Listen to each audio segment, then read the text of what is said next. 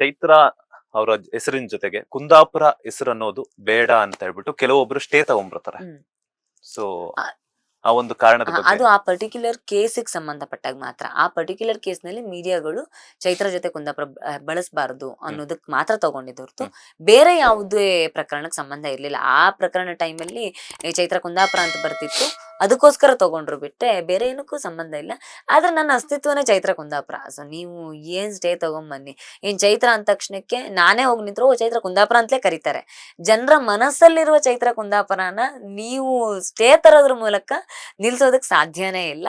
ಜನರ ಮನ್ಸಲ್ಲಿ ನಾನು ಯಾವತ್ತೂ ಚೈತ್ರ ಕುಂದಾಪುರನೇ. ಮತ್ತೆ ನನ್ನ ಹುಟ್ಟೂರು, ನಾನು ಬದುಕಿ ಬಾಳ್ತಾ ಇರುವವರು, ನನ್ನ ಪೂರ್ವಿಕರು ಬದುಕಿ ಬಾಳಿರುವ ಊರು ಕುಂದಾಪುರನೇ. ಸೊ ನನಗೆ ನಾನು ಕುಂದಾಪುರದವಳು ಅನ್ನುವ ಗರ್ವವನ್ನ ನೀವು ಸ್ಟೇ ಕೊಡೋದಕ್ ಸಾಧ್ಯನೇ ಇಲ್ಲ. ಸೊ ಅದ್ ಯಾವಾಗ್ಲೂ ಇರುತ್ತೆ. ಜನ ಚೈತ್ರ ಅಂದ ತಕ್ಷಣಕ್ಕೆ ನೀವ್ ಯಾವ ಚೈತ್ರ ಅಂತ ಕೇಳ್ತೀರಿ.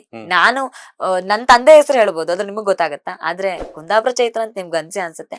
ಕುಂದಾಪುರಕ್ ಬಂದಾಗ ನಿಮಗ್ ಚೈತ್ರ ನೆನಪಾಗಿ ಆಗ್ತಲ್ಲ, ಓ ಕುಂದಾಪುರ, ಚೈತ್ರ ಕುಂದಾಪುರ ಇದಾರಲ್ಲ ಅಂತ ನೆನಪಾಗಿ ಆಗುತ್ತೆ. ಸೊ ಈ ನನ್ನ ಮತ್ತು ನನ್ನ ಹುಟ್ಟೂರಿನ, ನನ್ನ ಏನು ಪೂರ್ವಿಕರ ನೆಲೆಗಟ್ಟಿನ ಮೇಲೆ ನನಗಿರುವಂತಹ ಗರ್ವ, ಅದನ್ನ ನೀವ್ ಏನ್ ಪ್ರಯತ್ನ ಮಾಡಿದ್ರು ಕಿತ್ಕೊಳ್ಳೋದಕ್ ಸಾಧ್ಯ ಆಗೋದಿಲ್ಲ. ಪ್ರಯತ್ನ ಮಾಡಿ ನೋಡಿ ಬೇಕಿದ್ರೆ. ಲೇಟೆಸ್ಟ್ ಹಾಗೂ ಇಂಟ್ರೆಸ್ಟಿಂಗ್ ಸುದ್ದಿಗಳಿಗಾಗಿ ಬಾಸ್ ಟಿವಿ ಕನ್ನಡ ಚಾನೆಲ್ನ ಸಬ್ಸ್ಕ್ರೈಬ್ ಮಾಡಿ, ಹಾಗೆಯೇ ಬೆಲ್ ಐಕಾನ್ ಪ್ರೆಸ್ ಮಾಡಿ. ಇದರ ಜೊತೆಗೆ ಫೇಸ್ಬುಕ್, ಇನ್ಸ್ಟಾಗ್ರಾಮ್, ಎಕ್ಸ್ ನಲ್ಲೂ ಮಿಸ್ ಮಾಡದೆ ಫಾಲೋ ಮಾಡಿ.